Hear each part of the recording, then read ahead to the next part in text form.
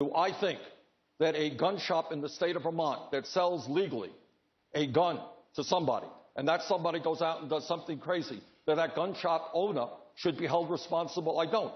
On the other hand, where you have manufacturers and where you have gun shops knowingly giving guns to criminals or aiding and abetting that, of course we should take action. Secretary Clinton, is Bernie Sanders tough enough on guns? No, not at all. I think that we have to look at the fact that we lose 90 people a day from gun violence.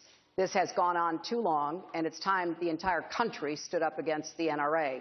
The majority of our country supports background checks, and even the majority of gun owners do. Senator Sanders did vote 5 times against the Brady bill. Since it was passed, more than 2 million prohibited purchases have been prevented. He also did vote, as he said, for this immunity provision.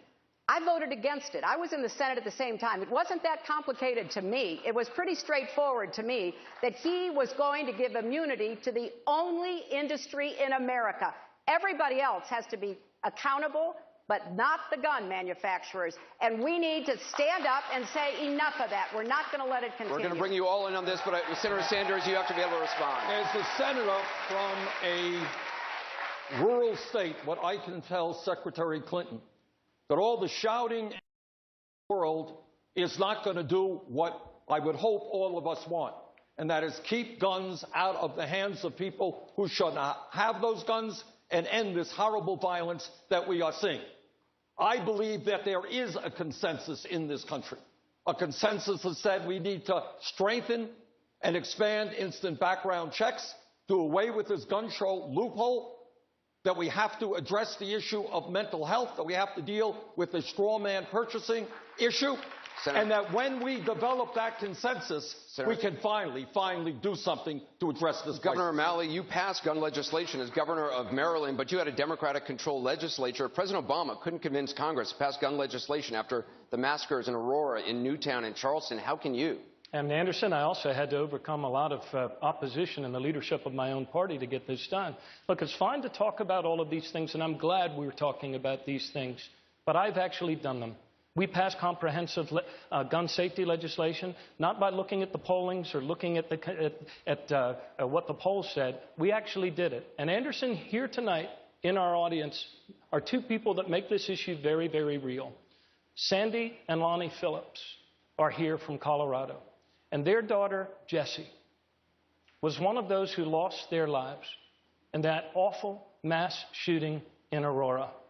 Now, to try to transform their grief, they went to court, where sometimes progress does happen when you file in court. But in this case, you want to talk about a rigged game, Senator? The game was rigged. A man had sold 4,000 rounds of military ammunition to this person that killed their daughter, riddled her body with 5 bullets, and he didn't even ask where it was going. And not only did their case get thrown out of court, they were slapped with $200,000 in court fees because of the way the NRA gets its way in our Congress, and we take a back seat. It's time to stand up and pass comprehensive gun safety legislation as a nation. Senator Sanders, I want you to be able to respond. 30 seconds. I think the governor gave a very good example about the weaknesses in that law, and I think we have to take another look at it. But here is the point, Governor. We can raise our voices, but I come from a rural state, and the views on gun control in rural states are different than in urban states, whether we like it or not.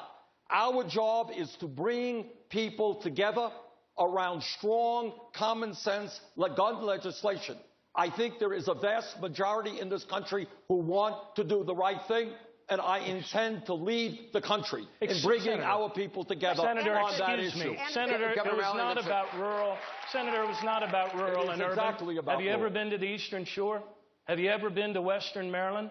We were able to pass this and still respect the hunting traditions of people who live in our rural areas. And we did it, Anderson, by leading with principle, not by pandering to the NRA and backing down to the NRA. Voting record, and I have been asked I don't think I am pandering, but you have not been in the United States Congress. Well, maybe and when that's you a healthy want to check it out, and if you think that we can simply go forward and pass something tomorrow without bringing people together, you are surely Let me bring mistaken. in somebody who has a different viewpoint.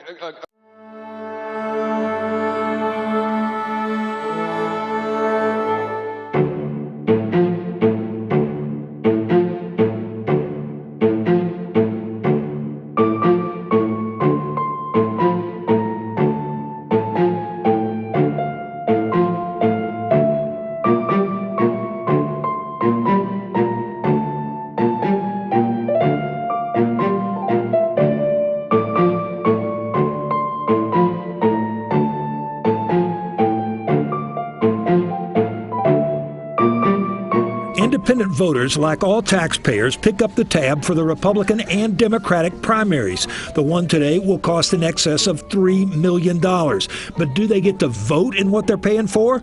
No.